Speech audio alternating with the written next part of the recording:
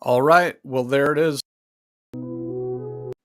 The whole music that we all know and love by now. I'm glad to have you here, you who may be watching and listening to us, and I'm thrilled to have you here, Dave. Every time we talk, it's fun. It's a Uh, blast, Aaron. I'm glad we get a chance to do this. How are you? uh, I'm doing great, there are crises. There are crises happening in my company. There are crises happening in companies all over the world. Our Kanye West is having crises. There are crises everywhere. Uh, that's your bread and butter, I know. So I'm excited to be here to talk about 8 ways to deliver bad news to your team without making enemies. There's a reason that the expression uh, "don't shoot the messenger" exists. And the reason is that bad news is something that will often make people feel a little angry, a little violent, a little victimized potentially. And so, because it so often falls to us as leaders to deliver what might come across as bad news, we thought, Dave and I, that we should tell you here are some ways that you can do this in the most effective ways possible, in ways that will strengthen your relationships rather than weaken them. So that's what we're here to do. Dave, why don't you take a moment and introduce yourself to the good people who are watching and or listening to us right now? Well, hello, good people. It's a pleasure to meet you. Yeah, as Aaron said, I'm Dave Oates. I'm a PR guy. I specialize and focus exclusively in crisis. So I say very crassly, I'm the guy that business owners, executives, and individuals calls when stuff hits the fan. Only I may not actually use the word stuff. And the bottom line is, any organization of any size can get caught in the crosshairs of somebody who wants to take their reputation and do a real trashing of it, because we all carry around these wonderful little devices. And these devices have the ability to disparage an organization because everybody's a broadcaster with a camera, microphone, and through their social media apps and distribution system. So I've been doing it in some capacity or another, starting with the Navy and then in the private sector and nonprofits and points in between for, it's scary to say, about 28 plus years right now, Aaron, that I've been in this in some form or fashion. Well, that's a good long time, long enough that that people should have some confidence that you know what you're talking about.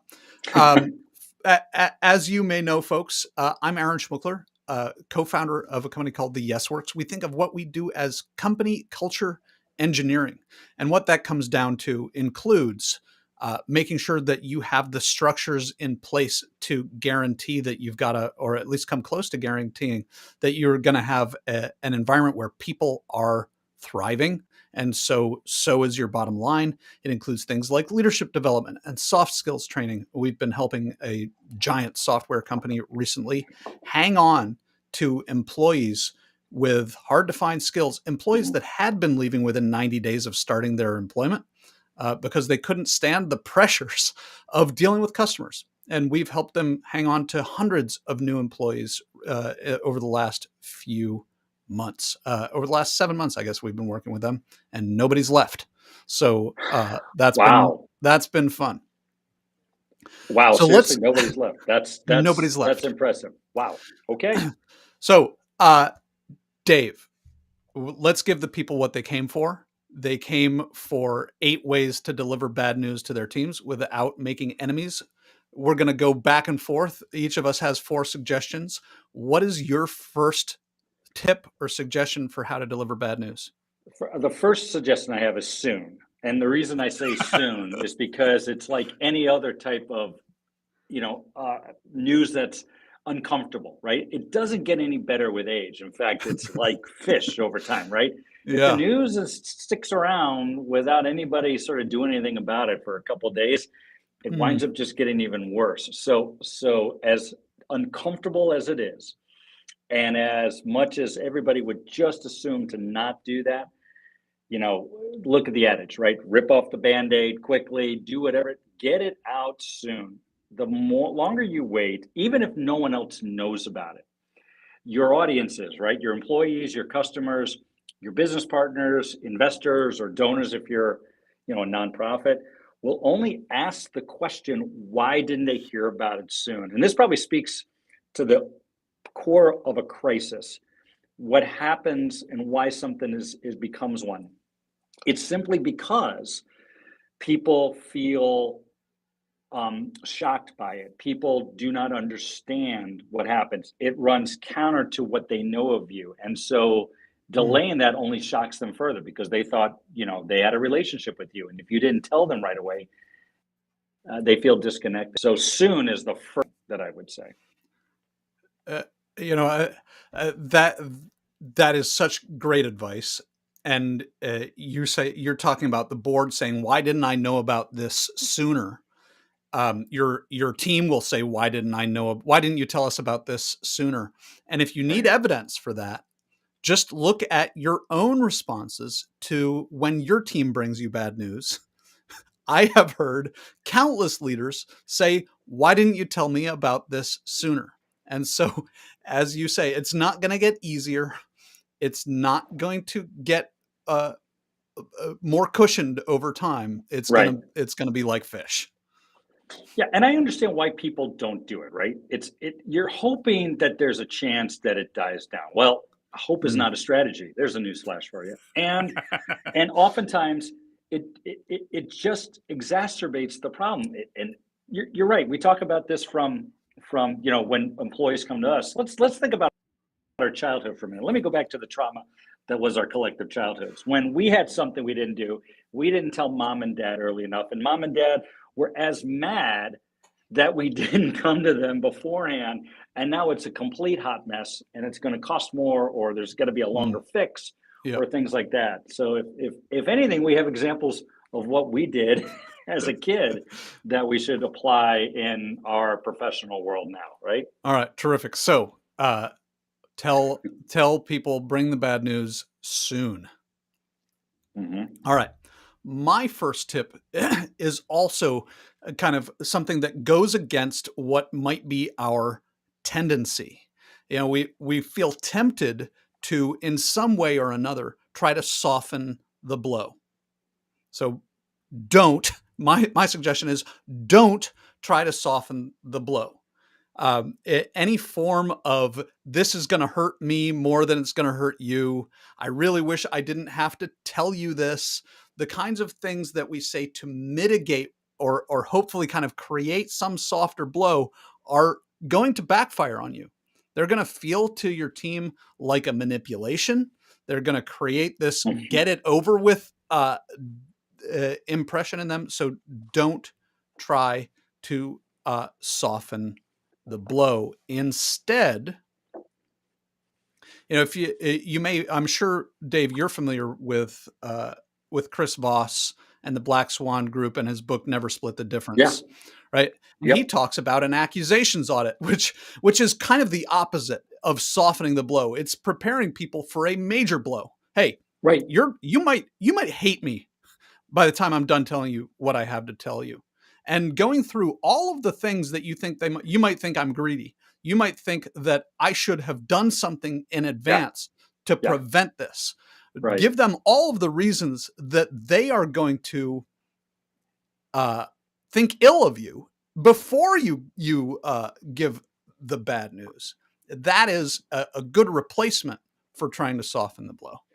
And I get why we're so pain adverse that we try to avoid it as much as possible, even if it's to our own detriment, right? And I love Tom Campbell's quote, in the chat here that we've got. And Tom, thanks for being a fellow APR as I am, accreditation, public relations, and also thanks for your service. I'm prior Navy, and he's in the Army, and he goes, hope is not a course of action, right? Neither is That's avoiding right. the pain. Sometimes we we are as entities, right? Individuals, executives, nonprofit directors, board members, whatever. We're stronger than we give ourselves credit. Oftentimes, Mm. you can take the hit if you are candid and forthright. And don't try to sugarcoat it. Be as transparent as possible because it's going to hurt that much more if you don't. So you want to be pain adverse? Fine. Take the initial pain because the longer you wait on that, you'll have to pay that ultimately with interest and it just hurts more. Mm. Right. and you build people's confidence in you. You build people's trust in you.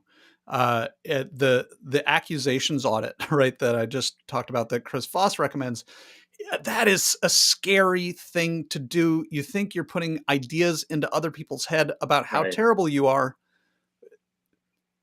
You're, one of two things is going to happen. They're going to either say, well, at least he knows, or at least she knows that what an ass she is, or they're going to say, no, no, uh, that's not what we're thinking. And either way, you come out ahead of where you would be if you were trying to hopefully hide the fact that they're not going to like this.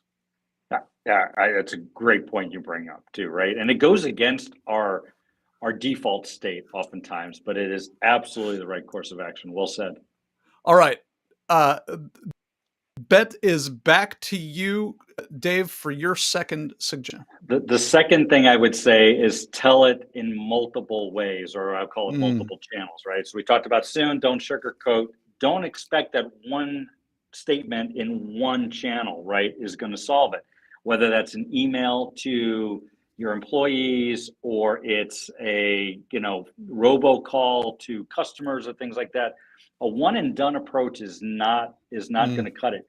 We all receive information from multiple channels, right? We've all got multiple social media accounts. We have email addresses. We browse websites. We've got mobile apps. So, whatever devices and vehicles you use to speak to an audience, of which there'll be multiple, you're going to have to use those to deliver the same bad news. I've seen it where organizations and individuals are like, well, I have to put this out, so I'm just going to put it out this one thing, and I'm going to put it out in this one area, and then I can wash my hands of it. I'm done. I did it. I did what I needed to do, and if they didn't see it, that's their problem. No, no, maybe I no, can no, sneak it in no. here. As my wife reminds me constantly, the communications that I intend to people is my responsibility to convey. And so again, sort of going along the line, we're seeing sort of a pattern here, right? With the interdependencies. You got to do it soon. You got to be, don't try to sugarcoat it, and make sure people see it. And that means using the multiple channels. And again, don't leave any stone unturned with that, right? If you may use one channel, but you only use it once a quarter for something like that, bad news, use that, right? Don't wait till the next cycle because you have a schedule that says we do email notices, once a month on the fourth Thursday of every month. Bad news soon, use it, use all the available resources to make sure people hear that. I think that's important. Yeah, not only if you wait for the regular cycle of release, that here comes our regular newsletter, internal Right. newsletter. Not only will that not be soon, it'll be lost because Right. that's a part of people's regular pattern. They're likely not to notice it. Whether you like it or not, people are probably not emailing, or excuse me, probably not reading that. So Yeah. yeah, it's if this is newsworthy of your attention, then it's newsworthy of its own moment. And to your Hmm. point, repetition.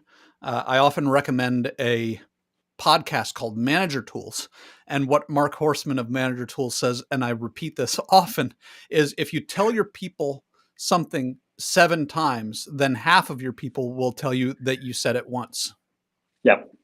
That's a brilliant point, and I appreciate you bringing that up. How many times have we all said to somebody, "Hey, I didn't see the email," and it might be true. We might not have gotten into it yet, right? Right. And now it's 3 hours later that you told them something really nasty, and they're going to be like, "What do you expect? I'm sitting here waiting, on my device for bated breath for your Yeah. little banner alert to come up that you sent me an email." No, I got other things Uh, to do. They're not like me, who's addicted to this device, and that's a conversation for my therapist. But otherwise, everybody else, you've got to assume that they may only catch it in one vehicle, which is why using those multiple channels are important. Fantastic. Multiple channels, and I would add as an addendum multiple different ways of phrasing it. Different language. Yeah, I agree. I agree. Great point. All right, to Okay, you. to me. Okay, so if you want my second suggestion is consider the situational context. So if you're delivering this verbally, for example, What location are you in? What is your tone of voice? What day of the week is it? Who's around? And what's next? You know, if you're delivering bad news, for example, letting somebody go, do they have to? Uh, are you in a fishbowl, your conference room with wide open glass, and maybe they can't hold back the tears, and not only are they getting this bad news, but they've got people who are watching them. Hmm. Consider the situation, consider the context. If you're delivering somebody bad news like that, are you going to send them out of your office with red eyes? Or, as I would prefer to do it, whatever room you do it in, uh, you be the one to leave. And they can have the room for as long as they need it. Considering the situation, what's going to happen for them afterward? What time of day is it even is something that is important to consider here. And I'll come back to letting somebody go because this is an easy example. If you're letting somebody go on a Friday, what are they going to do with that fact that they've just lost their job for the next 48 hours? There's very little that they can do. That it's going to be hard to reach out to your networks to try to their network to try to uh, line up the next bit of employment. So letting somebody go earlier in the week so that they can immediately start to activate their networks. So this is again just a piece of consider the context, not for you. I think Dave and I are both suggesting that this is not going to be easy for you. We are not here to make this easier for you. We're here to give you tools to make it more effective and easier for the receiver. Yeah, I appreciate you bringing that up, Aaron. And maybe if I could add sort of context to the topic here. Of course. It's a great title that you have in there, which is 8 Ways to Deliver Bad News to Your Team Without Making Enemies. It doesn't mean that the tools in which we're suggesting are going to make you friends. It's not binary, right? It's Right. not, hey, you're not going to make enemies, but you're going to make friends that you and whomever else, to use the example of letting go, are going to be all kumbaya, and this is great. Maybe I've seen situations where somebody's just, finally figures out that they're not happy in their job and they get empowered to go do something that they love. And that's great, but you can't expect that. Mhm. What we're trying to do here is to give the audience, right? The employee in this case, or if it's bad news about a delay in a product fulfillment, your shipment's going to be delayed a week or something like that, that they at least know that you care about them and that this isn't something that you are conveying with any either casualness, right? You're just, well, this is just the way it is and you just have to suck it up, or unfeeling or things like that. That this is something that you would rather not have happened. And I think that's as important as anything else. So, right, time of day, if and certainly within the color of what you need to do, and how you convey that is important. But yeah, I think with the audience in mind is a great perspective. Thanks for bringing that up. You mentioned your last one was about the channels. Mine is Hmm. what just now. My second one was about the context. Yep. Definitely related, and the trap that I just got concerned about, folks. You may have seen a few different CEOs recently conducting mass layoffs on LinkedIn or even by Twitter. Do not do this. Do not do this for their sake. And if you don't give a crap about them, don't do it for your own sake, for the sake of your own reputation, for the sake of your own future career, and for the sake of the success of your company. Don't let people go by text of any kind. And it happens so often, it boggles my mind. What was the one? And now I'm having a brain cramp. There was about 4 months ago, where there was a company. It was in the real estate. I think it was a mortgage business, where the CEO laid off people on a Zoom call. Yes. Literally, they all got on the Zoom call. It was supposed to be regular, and he's like, "Yeah, half of you are gone as of the end of the day. Thank you very much." That is so impersonal and such out of context. And now you put everybody else on the spot, because it gives the appearance that it was a convenient vehicle by which you can do that. Uh, And that's oh man. that's that's asinine. And oh, by the way, the CEO wound up having to step down as a result of that. Oh, good Sorry, call. buddy. Good call, Yeah. right? You didn't handle that well. And yeah, this is it's not supposed to be easy for you. And that's just the reality of it. But if you don't try to take the easy way out or don't try to defer the pain, it'll be less painful and less costly for the organization and the reputation in the long run. That's just the reality of it. It's pay me now, pay me later adage. Yeah. And I know some of you leaders are, and you're probably not listening to this if you're this way, but you've got a kind of a Machiavellian way of doing things. I'm not going to judge it. So I will give you a little bit of Machiavellian advice then here. If you think that it's okay, you get into LinkedIn or you go on to Zoom and you let people go en masse in this setting, and it doesn't matter because the people who are being let go, it doesn't matter what they think of you. It only matters what the people who are left behind think of you. Uh, they are not going to think of you well. They are going to start looking for their next job. They are going to stop giving you discretionary effort. It is going to hurt you, even if you think the ends justify the means, even if you are strictly Machiavellian looking for the outcomes will not be good for you. But it turns out, and this is why I love the work that I get to do, turns out that being human and humane is good for business. It's karma is a legitimate currency that you need to continually bank on because look, we're all human, right? I'm in the communication business, and I will tell you on a personal level, there are people in this world who think I can't communicate for whatever you want to whatever vernacular you want to work at it because I trip up. But when I do, hopefully I Mm, own it, and I try to convey with them that my intention was otherwise and fix it. And those who think, well, it doesn't matter what they think, or even letting go. Let's say we sort of talked about the arbitrary, the half that let go, you don't care, but the half that remain. Let's say the half that let go, we're underperforming. We're in the bottom half of your performance um, rankings. It's still not appropriate and also not good for business to discard them because they didn't cut the mustard for the reasons that you stated. The other people will see that and look at it as there, but for the grace of God go I. And they will say, I dodged a bullet. I'm not doing this yeah, again. I don't trust this management team.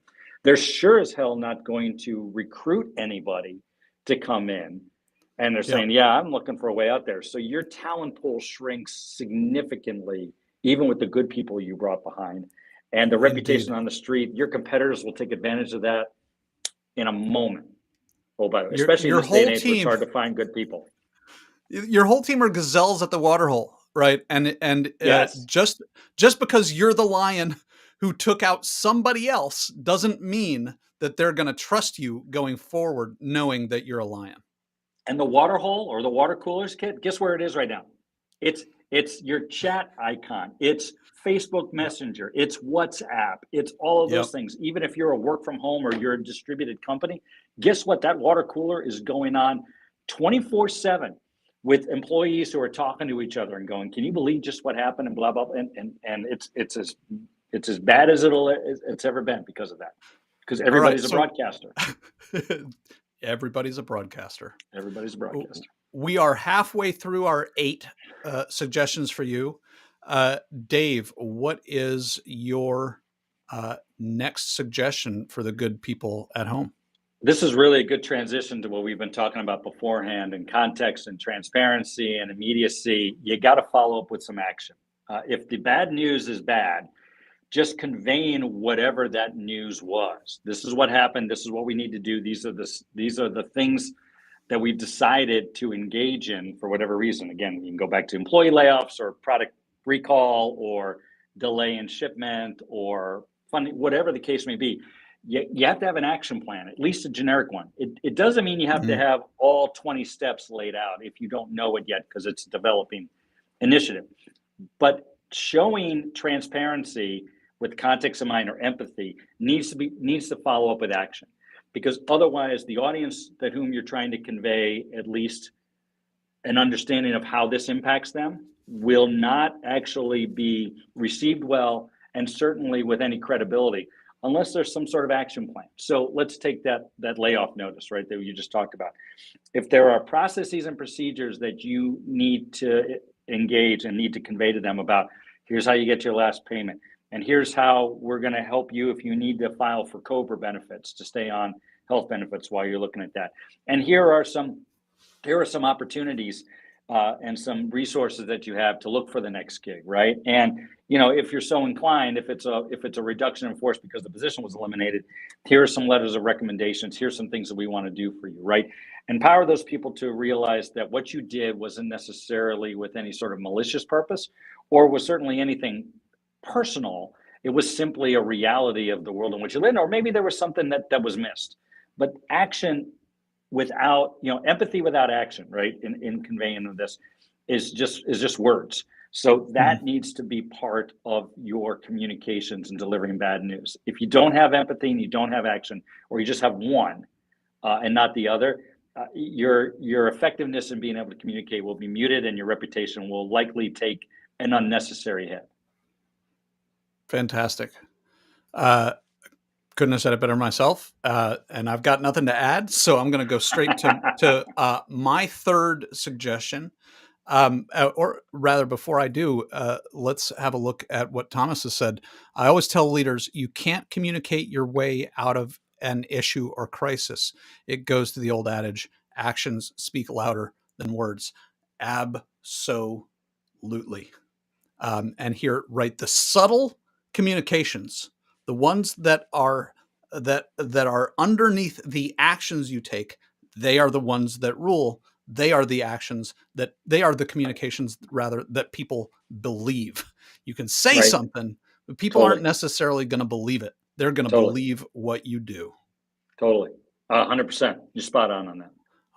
Thanks, Thomas, for your input. All right. So my third suggestion for you, and in some ways we've covered this a little bit, and it's enough couple degrees off of some of what we've said before that I think it bears digging into. Be direct, be clear, be unambiguous. Do not beat around the bush. Soon, right? We've talked about soon. We've talked about not trying to soften the blow. This is related to both of those, and it's just say the thing. What is the thing? Here it is, right? People will sometimes say, hey, if you work for me, Dave, if I come to your desk and I say, hey, I need to talk to you later, can you come by my office around 4 o'clock? What's going to go through your mind for the rest of the day? Not work. That's for damn sure, right? I'm gonna be thinking about the fact that it's 4 o'clock. It's on a day, and I'm like, this is not good. If they want to tell me something at the end of the day, Yeah, it's usually something bad that they don't want a lot of people around, yeah, or they want to be able just to end of the day. So I absolutely think that's not good. So whatever else I had going on between now and that 4 o'clock time frame ain't getting done, and I'm stewing on this one there. And now I'm coming up with a narrative in my head that may or may not be accurate, or certainly over embellished to whatever the news might be. right. Yeah, I, if you're ready to do it, right? This goes back to sort of the soon thing. Be direct, be candid, be forthright, and that sort of then dovetails into do it soon. So, Right. like I had a situation where in a previous life where I was a marketing head of a software company, and the CEO would deliver bad news, and I always knew it was bad news because he would walk into my office and say, "Hey, you got a sec?" But I knew, but he was like, he'd walk in and say, "You got a sec?" And I'm like, "It's longer than a sec, but you need us right now, right?" And he'd go, "Yeah." Right. And we'd sit down and we'd talk about whatever it was that was the issue, right? And it was great, but there was no like, "Hey, have you got a sec in 3 hours?" Yeah. I've already stopped whatever it was I was doing. Let's have the conversation right now. And so I appreciated that about him. And I'll rearticulate also unambiguous. If you get two sentences in to delivering the news and people are looking confused, they're looking like they don't yet know, they're kind of like leaning in, hoping that you're going to get to the point sometime soon. You're failing. You are doing this wrong, right? Mm-hmm. I'm going to let you go. Looks like, hey, we're going to let you go, right? Right, right, This is right. your 2 week notice. Right. understand you're going to be leaving, or this is your Right. last day working here. It Right. is not, this is not a time to be nice. This is a time to be kind. And the two things are not the same, right? This is I, about kindness, about clarity. Who was it who said clear is kind? yes. Yes. I think it is. As long as it's done with some sort of empathetic tone, Right. right? It's not done in sort of some callous nature. So I'll give you an example. It just came across my computer a couple of days ago. I got this call through a referral. It's a professional services firm, and I'll leave it at that, where the managing partner, so there's about three partners. The managing partner, who was the face of the agency, passed away unexpectedly over the weekend of a heart Mm, attack. And the company and its partners were not sure what to say or how to say it. And the first thing that I asked them is, well, what are you doing? What will you do today if one of the clients of this managing partner or one of the faces of that calls you and say, well, we've got this person that'll be in line and this person will field and this person. So, okay. So here's what you need to say, right? You need to announce in the first one, the sudden and unexpected passing of this great leader, and you've lost a friend. The second thing you need to say is how the mm, client probably feels that they've also lost a trusted friend because this person had been, the face of a lot of their clients for decades and was one of the founders of mhm. this firm. And here are the people that are still trained by them. I said, you've got to do it now, right? And Right. they were really reeling from it, partly because they lost a colleague and a friend. But I said, the longer you wait on this, the more people don't feel connected. You've got to give them, as much as you're feeling angst, I guarantee the client will feel angst on this one there. Mm. So get that out and do that now. So yeah, it's not just even layoffs, right? The uncomfortable, unforeseen circumstances that come across my desk, and that's just one example that happened 2 days ago. And so if we knit that into some of the other suggestions that we've made, right? You said immediately, right? That's your initial soon. Soon, yeah. Um, I didn't hear you try to soften the blow at all. You said we've lost a great leader and friend, right? Then there was you talked about empathy. You've lost a great friend and an asset. And then to your earlier point about action, here's what we're doing to make sure that this doesn't hit your business like it's hitting your heart.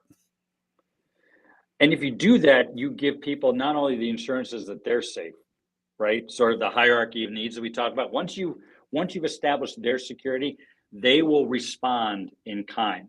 Oh my goodness, I'm so sorry for your loss. Thank you for that information. What can we do for you? And I've seen that time and time Mm, again. If you have good customer relationships, good client relationships, good business partner relationships, and you announce how what has happened in action to them, the response will be absolutely that much more to you favorably because you've articulated this well and soon. You don't do that, they'll start worrying about themselves before they worry about you, and that's just the reality of human nature. yeah. I'm not a Well said. sociologist, I'm certainly, but that's how it works. Well said. And they will start worrying about themselves before they start worrying about you. Reminds Yes, me of Simon Sinek's book Leaders Eat Last, where yes, the yes. thesis of that book essentially is your team, if they do not feel safe, supported, and as if the company and its leaders have their best interests at heart, they will be neurochemically prohibited from acting in the company's best interests instead of their own. Yeah, I recognize some people didn't have necessarily solid family upbringings. I go back, we talk about like follow your childhood, like examples from your childhood, right? When mom or dad were making dinner, yeah, for your who did they serve, right? Whoever was making dinner, when did they serve themselves last, right? So the Simon said that's because your needs came before them, and it's the same in business and nonprofit and others. If you ensure people that you've got their interest at heart with a bad news, they will respond with at least empathy toward you, if not then coming to your aid. Right. A big Christmas movie, right? It's a Wonderful Life, right? George, George, George makes sure everybody's got a loan. The bank's about ready to close, and people dump money into the bank, and the angel gets his wings, and everybody sings hallelujah. But it's the same. But you get my point, right? I mean, it's Right. it's it's that human nature. Got examples that we can use. This isn't rocket science. So we're almost to the finish line here. Each of us has one more suggestion. Dave, tell the folks how and why they might get a hold of you. How you get a hold of me is through a whole bunch of ways. If you Google Dave Oates Crisis PR, my LinkedIn profile shows up, my Twitter feed shows up, YouTube channel. My website is public relations, that's plural, publicrelationssecurity.com. And I seriously, on my contact information page, you can schedule a 15-minute call with me. If you've got a emergent matter, something's bubbling to the surface, you want 15 minutes just to bounce an idea off of, to the extent my calendar will allow it, I will be happy to do so because I love what I do. And I will tell you, that's the kind of thing too, to the fourth point that I would say you've got to have in communicating bad news, which is the ability to receive feedback, the ability to hear what other people are saying for that. So I'm hoping people take advantage of it with me. So what then, Dave, is your final suggestion for people? Be Have an open ear and be ready for feedback, right? Hmm. Saying something one way is not only unrealistic in this day and age where everybody can chime in whether you had asked for it or not. Part of the ability to deliver bad news is to give the audience, right? Employees, customers, partners, investors, donors, whomever, the ability to communicate back to you and to Hmm. express not only what they, their feedback and their feelings on what you said, but also ask for clarification. If you don't allow that, the audience will feel disconnected, disenfranchised, voiceless. And this is where I also see, in absence of that, that fear and anxiety of that audience will increase and it will convert to anger, and they will channel it through their available communication needs, which again are these wonderful little devices that we're all carrying around. And they will do so through their Facebook and their Twitter and their Instagram and their TikTok and LinkedIn, whatever, talking about you and your organization and how they feel like you just threw them under the bus. Again, it was so well put and so kind of completely put. I've got nothing, I think, to add to that except I'm to glad for that. emphasize how important it is. Good. Uh, I'm glad I answered your question. Anyway, before you're up to you, sir. before we get to my last point, we've got an interesting comment here from Malta, and I hope I'm pronouncing your name okay. Essentially saying, okay, Simon Sinek says leaders eat last. If you're not taking care of people, then they will be neurochemically prohibited from acting in the company's best interest. And then you've got Robert Kiyosaki, who says that you've got to pay yourself first. I don't, and I'm interested in your input on this as well, Dave. I don't see these two things as being mutually exclusive. I don't Um, either, and yeah, I don't either. Malta's a great to, guy. I know him, but he so makes a good point. say But yeah, why you don't see these things as being mutually exclusive.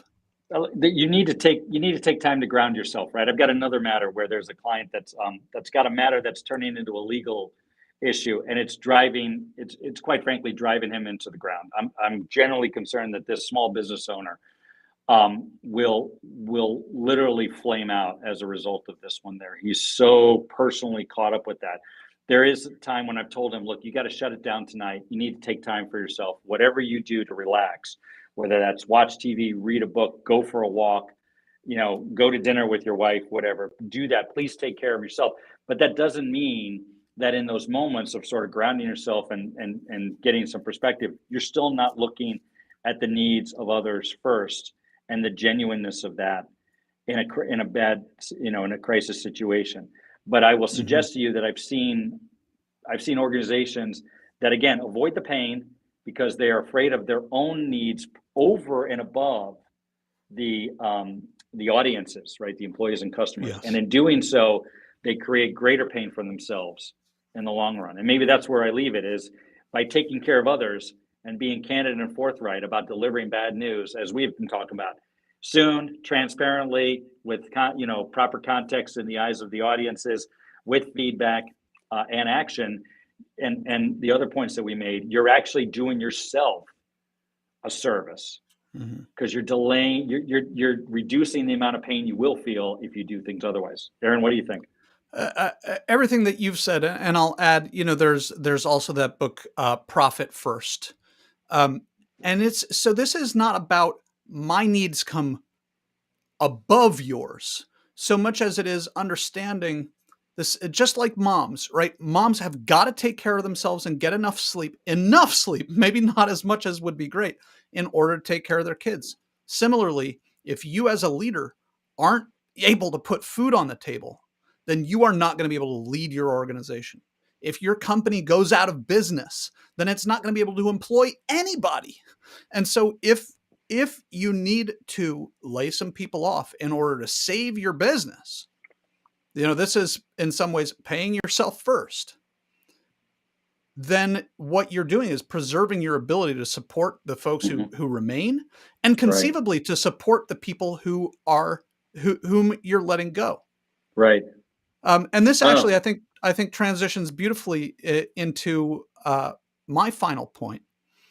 Before I get there, let me tell you, uh, you can reach me very easily. I'm the only Aaron Schmuckler on LinkedIn. Uh, theyesworks.com is our website. So you can find me in either one of those two places. And why you might want to reach out to me. I have leaders talk to me and they say things like, I've got great people on my front lines and I've got great people supervising them, and they are at each other's throats and I don't know why. We can answer that question for you and we can solve that issue for you. I've got leaders who tell me things like, I am uh, demonstrating what accountability looks like every day. And leading from example isn't doing the trick. Why are my people not accountable? Not as accountable as I need them to be? That is a question we can answer and we can help you solve it. Or why are my people leaving? To my point earlier about this software company that we've been working with, that is a question that we likely can answer for you, likely help you solve. My last point, and this dovetails beautifully with what Malta brought us, is give wherever you can. How can I help you win? So, for example, I remember a CEO of a startup company that I was working with called me and she said, I've got to let my chief product officer go. We're pre product still, and he's just not delivering like I need him to. And we've been talking about his failure to deliver for a little while at that point. So I said, okay, right. You're the CEO. You get to define reality like that. So the conversation begins with, as you know, you've not been delivering what we expected, and that hasn't changed. So this is going to be your last day with the company. That takes less than 30 seconds. That's done. Now, Mr. Chief Product Officer, how would you like to go from here? How can we help you win from here? And that might extend to questions like, how do you want to let the team know? Would you prefer to tell them, or would you like us to tell them? Her question to me was, how do I prevent him from being able to sabotage the product and being able to sabotage our fundraising efforts? My answer was, wrong question. What you want to do is help him leave in ways that he doesn't want to do those things. So how do you help him win from here? And I've seen people say, Dave, this is your last day working for the company.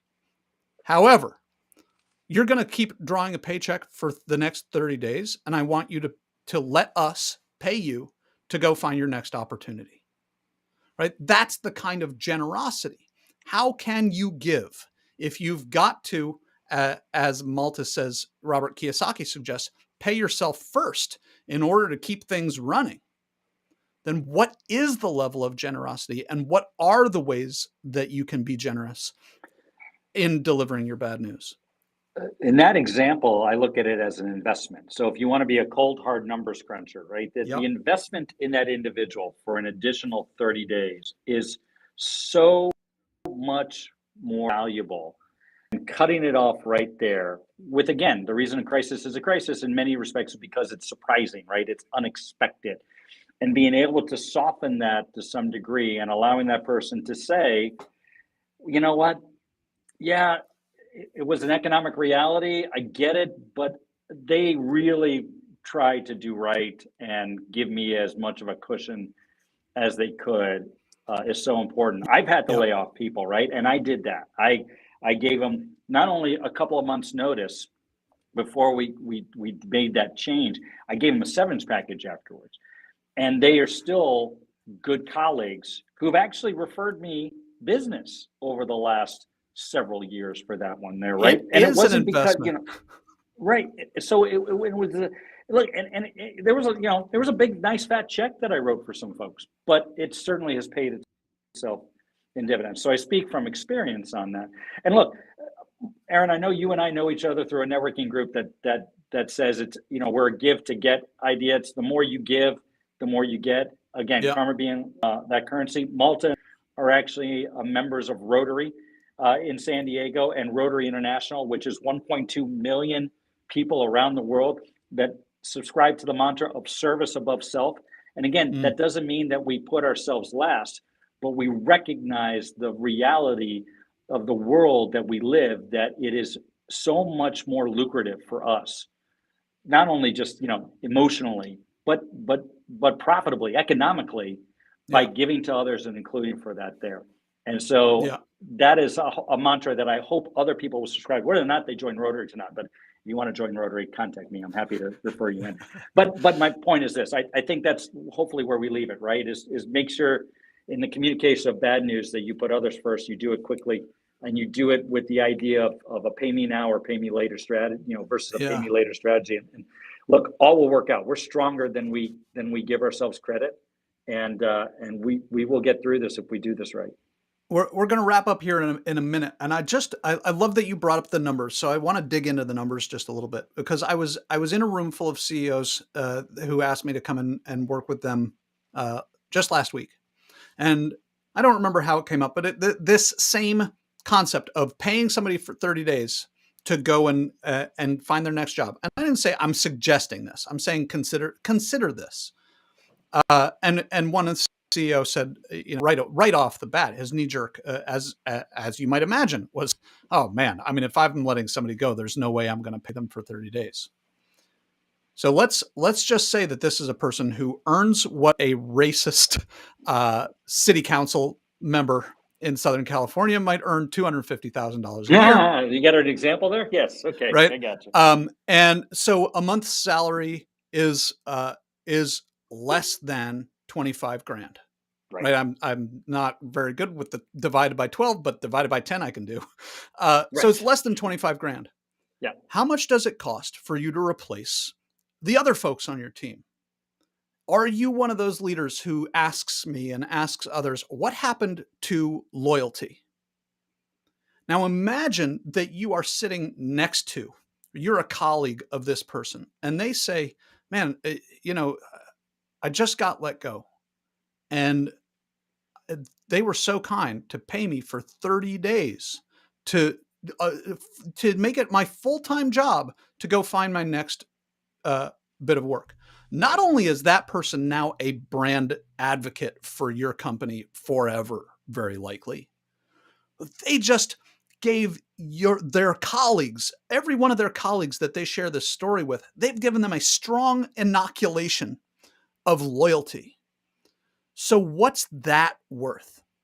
I promise you, if you've got two people who hear about this in your company, it is worth more than 25 grand. What does it cost to replace somebody? It's a ridiculously high percentage of their salary. And so this has strong, quick ROI in prevented loss. Well said, sir. Got nothing else for that one. That was All brilliant. right. Well, folks, that wraps it up then. Our 8 ways to deliver bad news to your team, and as you've heard, to anybody else for that matter, without making enemies. Again, you may not make friends, although Right. sometimes you can. Following all these suggestions can help turn what could be a really bad situation into a net gain for everybody. Dave, I want to thank you again for joining us. All you folks who have commented and those who I've been seeing lurk quietly in the background, thank you for being here. I hope this has been valuable, and we'll see you in the next time.